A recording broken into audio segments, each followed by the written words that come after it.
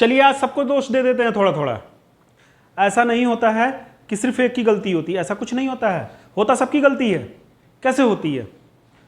कभी कभी टीचर भी क्लास में बोलते हैं, हाँ बेटा सुरेश कैसा हुआ, रमेश कैसा हुआ, काव्यांजलि कैसा हुआ, सुमन तुम्हारा कैसा हुआ। कुछ नहीं, बस रटे रटाए 4-5 नाम है, बस उन्हीं लोगों से पूछना है कि भाई तुम कैसे पढ़ लिख रहे हो।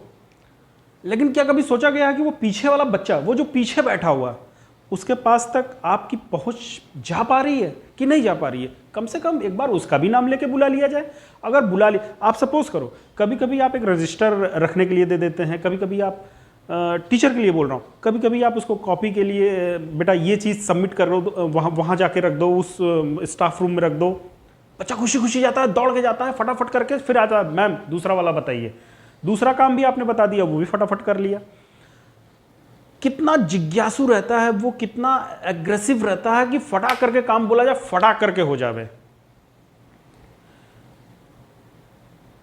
अब थोड़ा सा 1-2 बार नाम उसका अगर 2 से 3 दिन, 4 दिन, 5 दिन में अगर उसका नाम बोल दिया जाए कि बेटा तुमने कैसे किया, बेटा तुम्हारा रिजल्ट क्या रहा, बेटा तुमने कॉपी में कैसे लिखा, नाम ले लीजिए उसका, उसको भी एक हौसला हो जाता है, हाँ यार मेरा भी नाम मिस ने लिया, टीचर ने लिया मेरा नाम।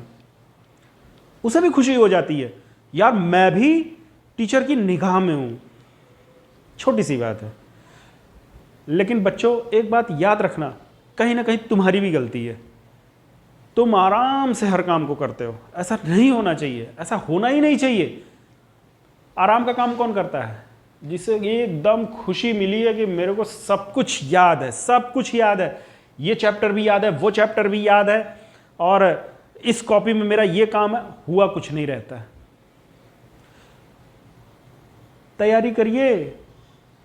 सुबह नहीं पढ़ पाते हैं तो कोई दिक्कत नहीं, सुबह अच्छे से तैयार होकर स्कूल तो जाइए, स्कूल से आने के बाद थोड़ी देर रेस्ट करिए, रेस्ट करने के बाद आप अपने सारी चीज़ों को सोचिए कि आज आपने पढ़ा क्या क्या था, उसमें एक बार रिवाइज करा लीजिए। हो सकता है कुछ शॉर्टकट मैम ने उसमें बताया हो कि इसको ऐसे समझा जाता है, ऐसे समझा जाता है।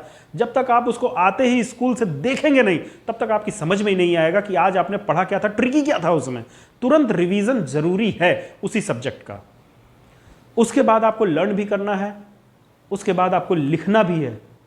आपको 4 से 5 घंटे भी कम पड़ेंगे घर पे, तो उस 4-5 घंटे को तुरंत जितने जल्दी शुरू कर सकते हैं शुरू करिए, क्योंकि लेट करने से आपका टाइम खत्म हो रहा है, फिर रात आएगी, फिर सोना है। सबको डिस्टर्ब मत करो, सिर्फ पढ़ो, अच्छे से पढ़ो। बताता हूं, आप कभी अपनी साइकिल से या अपनी गाड़ी से, बेटा कभी तो जाते होगे ना किसी रास्ते पे, कहीं तो जाते होगे, मान लो कहीं स्कूल तक जाते हैं, पहले दिन जाते हैं, खूब साइकिल उछलती हुई जाती है, गाड़ी भी कभी कभार उछल जाती है, कभी कभी कोई पत्थर आ जाता है, कभी कभी गड्ढा आ जाता है, कभी कभी कुछ। दूसरे दिन जाते हैं, अब की बार कम उछलेगी, क्योंकि अब पता है कि कितने गड्ढे हैं उसमें, उस रोड पे कितने गड्ढे हैं। अभी तीसरे दिन चलो, तीसरे दिन ये पता चलता है कितने गड्ढे हैं, अब इसके बाद ब्रेकर भी है, ब्रेकर भी गया। अब धीरे धीरे ये पता चलने लगता है कि अब यहाँ ये दुकान है, ये दुकान है, स्टेशनरी की वहाँ है, समोसे की वहाँ है, टॉफ़ी की वहाँ है, सब पता चल जाता है। जब बार बार आप जाते हैं, जब बार बार एक ही कार्य को आप करते हैं, तो वो चीज़, उसमें जितनी भी बारीकियां होती हैं वो सब आपको समझ में आने लगती हैं। तो क्यों ना उसको बार बार पढ़ा जाए। जो सब्जेक्ट है, जो कितने चैप्टर होते हैं हर सब्जेक्ट में, मेरे ख्याल से 10 चैप्टर होते हैं, 12 चैप्टर होते हैं, मतलब सब मिला के 70 से 80 चैप्टर्स होते हैं, जिसमें मैथ भी इंक्लूड है। आप बताओ ज़रा सा कि कितना 365 डेज जिसमें छुट्टियां भी हैं, तो आप क्यों छुट्टियां मना रहे हो? आप तो पढ़ लो रोज़, आप तो पढ़ लो।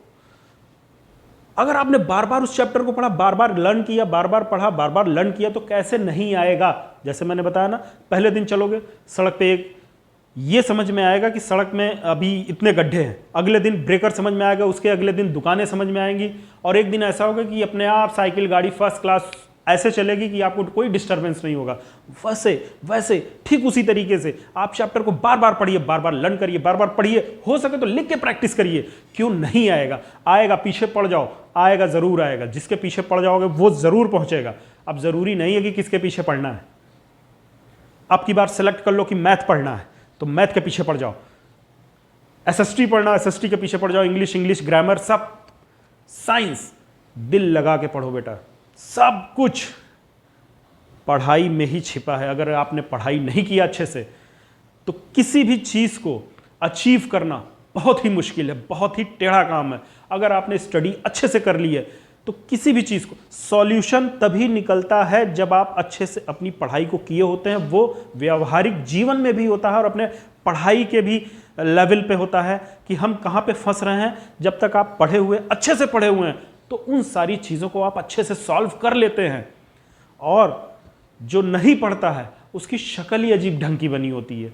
पढ़ो बेटा, एक चेहरा खुशनुमा बनाओ कि लोग देखें तो खुद समझ जाएं कि वाकई पढ़ा हुआ लड़का है, एकदम इसको कॉन्फिडेंस है, पढ़ाई का नहीं, पढ़ाई अंदर से पढ़ा इसलिए कॉन्फिडेंट है। उसके अंदर मन में ये नहीं है कि मैंने ये नहीं पढ़ा, मुझे नहीं याद है यार, अभी पहले वो काम करना है, पहले ये काम कर ले, पहले इतना काम अधूरा पड़ा है, मैं यहाँ खड़ा हूँ, मैं इसके साथ अच्छे से बोल और बातचीत भी नहीं कर पाओगे अपने दोस्तों के साथ। जहाँ खड़े रहोगे वहाँ भी मन नहीं लगेगा। क्यों नहीं लगेगा? क्योंकि अभी अंदर से ये मालूम है कि हमने तैयारी अभी अपनी वाली छोड़ के रखी हुई है, अभी जाके उसको तैयार करना है, तब ना कॉन्फिडेंट बढ़ेगा।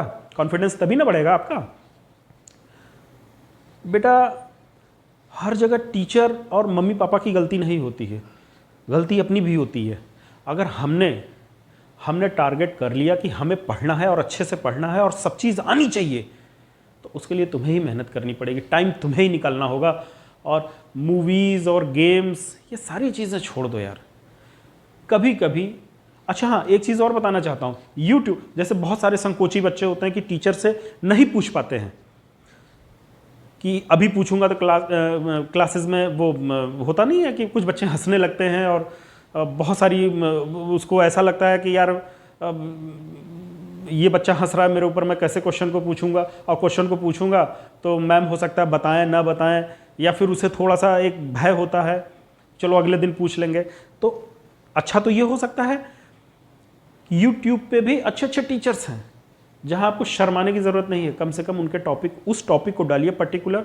ऐसे 20 से 25 से 50 100 बहुत सारे टीचर्स हैं और उन सब चीज़ों को अच्छे से वो समझा रहे हैं। आपको नहीं समझ में आया, आप थोड़ा सा बैक होइए, फिर से देखिए, नहीं समझ में आया फिर से बैक होइए, देख उस टीचर का नहीं समझ में आया अगले टीचर पे जाओ, वो भी समझाएगा और बहुत सारी चीज़ें समझ में आ जाती हैं। अगर मोबाइल का इस्तेमाल कर रहे हो बेटा, तो कम से कम अपनी जो स्टडी मटेरियल होता है उस मटेरियल पे काम करो ना बेटा। आप मैथ का कोई भी, जैसे आप मैथ्स पढ़ रहे हैं तो कोई क्वेश्चन होगा आपका ऐसा कि जो फंस रहा होगा, अगर आपने उसमें देखना शुरू कर दिया तो आपको वो जल्दी से जल्दी समझ में आ जाएगा। नहीं समझ में आता, जैसे आपने बहुत गौर किया, उसे नहीं समझ में आ रहा, तो फिर दूसरे टीचर से देखिए, तीसरे।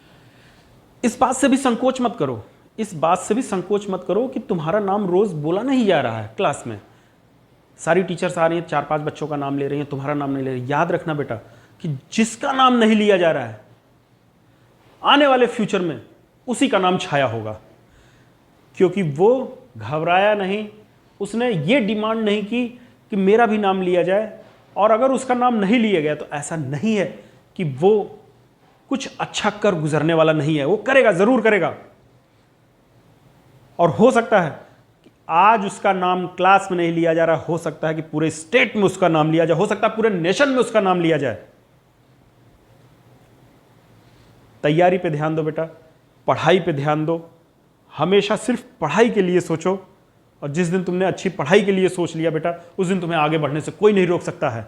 ये वीक आप ऐसी पढ़ाई में लगा दो कि नेक्स्ट वीक जब मंडे को हम लोग मिलेंगे, उस मंडे में ये चर्चा होगी कि आज आपने क्या पढ़ा, कैसे पढ़ा, क्या किया, क्या नहीं किया।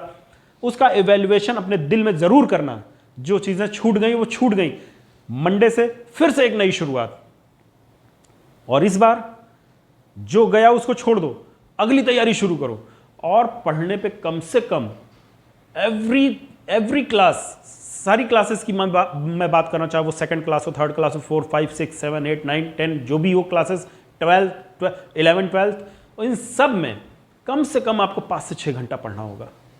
और वो भी दिल लगा कि ये नहीं कि नोटबुक वगैरह सब खुली हुई है और आपका ध्यान है कहीं गेम पे, टीवी शोज़ पे और किसी मूवीज़ पे, नहीं।